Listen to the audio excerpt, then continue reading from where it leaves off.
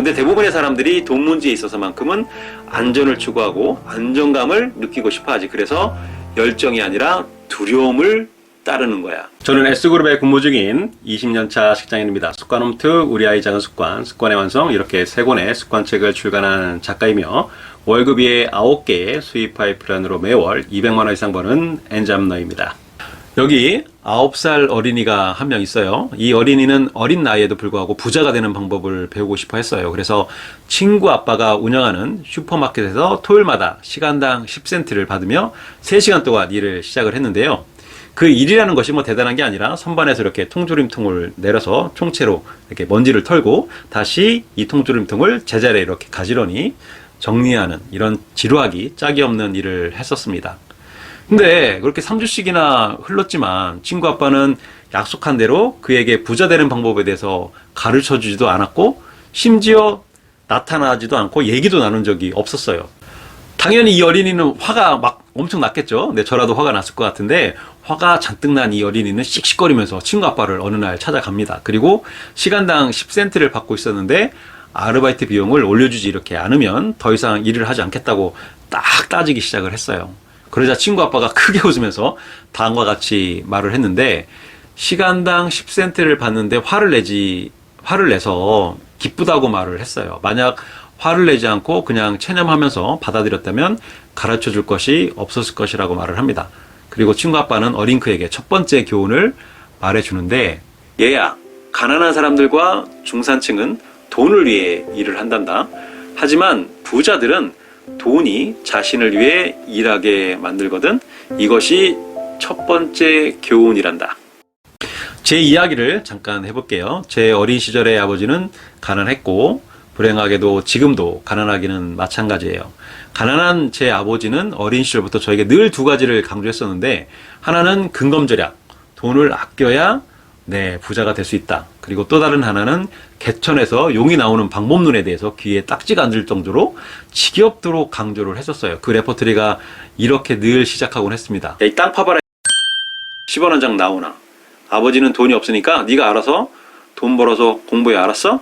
그리고 좋은 대학 가서 좋은 직장에 들어가. 그게 개천에서 용이 되는 유일한 방법이야. 근데 지금 돌이켜 생각해보면 가난한 제 아버지의 이 말은 반은 맞고 반은 틀렸습니다. 아버지의 잔소리가 듣기 싫어서 그리고 아버지처럼 살기 싫어서 저는 정말 죽어라 공부했거든요. 가난에 대한 분노 그리고 아버지에 대한 이 분노가 공부에 집착하게 만든 거죠. 그리고 실제로 몇 번은 좋은 직장에 들어가기도 했었습니다. 뭐 여기까지는 가난한 아버지의 말이 맞는 듯한데 좋은 직장에 저도 다녔지만 저 또한 가난하기는 마찬가지였어요. 열심히 공부해서 좋은 대학 가서 또 좋은 직장에 들어간다고 부자가 되는 것은 절대 아니더라고요. 저의 경우처럼 이렇게 아이들에게 더 나쁜 영향을 주는 것은 물질적으로 가난한 아빠보다 그 가난한 아빠가 아이에게 어떤 말을 했는가입니다. 왜 그럴까요?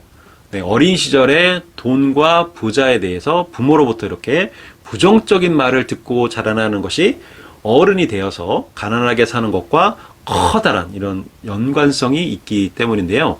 이것까지 여기서 자세히 이야기를 하면 길어지니까 위에 링크된 영상을 보시면 좀 더 자세히 알 수 있습니다. 여러분은 앞에서 소개한 9살 어린이가 누군지 짐작이 가시나요? 네, 맞아요. 이 어린이의 이름이 로버트 기요사키입니다. 그 유명한 부자 아빠, 가난한 아빠를 쓴 작가인데요. 여러분도 잘 아시다시피 로버트 기요사키에게는 2명의 아버지가 있었어요. 한 명은 친아버지인 가난한 아빠, 그리고 다른 한 명은 친구 마이크의 아빠인 부자 아빠였습니다. 로버트 기요사키의 부자 아빠는 첫 번째 교훈으로 가난한 사람들은 돈을 위해 일을 하고 부자들은 돈이 자신을 위해 일하게 만든다고 앞에서 강조를 했었는데요. 로버트 기요사키의 부자 아빠가 어린 그에게 한 말 중에 저를 뒤흔들어 놓은 말은 따로 있었어요. 그게 뭐냐면 얘야, 진정한 배움에는 활력과 열정 그리고 불타는 욕망이 필요하거든. 그런데 이 방정식에서 정말 커다란 부분을 분노가 차지해. 분노와 사랑이 결합된 것이 열정이라 그렇단다. 근데 대부분의 사람들이 돈 문제에 있어서만큼은 안전을 추구하고 안정감을 느끼고 싶어 하지. 그래서 열정이 아니라 두려움을 따르는 거야. 저는 지금까지 열정이란 것이 그냥 자신이 좋아하는 일을 할 때 느껴지는 이런 뜨거운 감정 정도로만 알고 있었거든요. 근데 그 열정에는 목표에 대한 사랑만 가지고는 지속되지 못하고 반드시 분노가 있어야 그 뜨거움이 오래 유지된다는 것을 알게 된 거죠. 우리는 현재의 불행을 벗어나기 위해서 새로운 목표를 이렇게 세웁니다. 부자가 되겠다고 다짐을 하기도 하죠. 그리고 누구나 목표를 세운 초반에는 열정이 막 뜨겁습니다. 과장으로 승진하기 위해서 영어 공부를 시작한 직장인 민수 씨의 열정도, 또 10kg 체중 감량을 위해 다이어트를 결심한 영희 엄마 열정도, 주식이나 부동산 투자로 종잣돈 1억 원을 마련하겠다고 다짐한 유튜버 철수 씨의 열정도 뜨겁기는 매 한 가지예요. 초반에는요. 그러나 작심삼일의 함정에 빠지기도 하고 또 3주 만에 포기하거나 또 용케 열정으로 이렇게 버틴 사람들도 60일과 90일 사이에 존재하는 이런 죽음의 계곡에 빠져서 중도에 포기하는 경우가 냉엄한 현실입니다. 그래서 모든 일에는 목표를 사랑하는 마음이 필요해요. 하지만 이 분노도 반드시 필요하다고 생각을 합니다. 어제 나와의 약속을 지키지 못한 것에 대한 분노, 또 내가 원하는 사람이 되어가고 있지 못하고 자꾸 핑계만 대는 자신에 대한 분노, 부자들처럼 돈이 돈을 벌게 하는 시스템을 만들지 못하고 돈 문제에 있어서만큼은 안정감을 느끼고 싶어서 돈을 위해 오늘도 열심히 일만 하는 자신에 대한 분노가 있어야 원하는 목표를 달성할 수 있고 부자가 될 수 있다고 생각을 합니다. 여러분은 요즘 어떻습니까? 네, 여러분이 추진하고 있는 일이 뜻대로 잘 풀리지 않아서 짜증나고 막 화가 나고 그런 적 없나요? 아니면 이 일이 꼬이고 해야 할 일을 하지 못했음에도 불구하고 아무런 감정이 생기지 않는 이런 무기력감에 빠져서 살고 있지는 않나요? 만약 여러분이 짜증나고 화가 났다면 여러분의 열정이 아직 뜨겁다는 뜻입니다. 그만큼 간절하다는 반증인 거죠. 그런 여러분의 분노에 건배를 Cheers!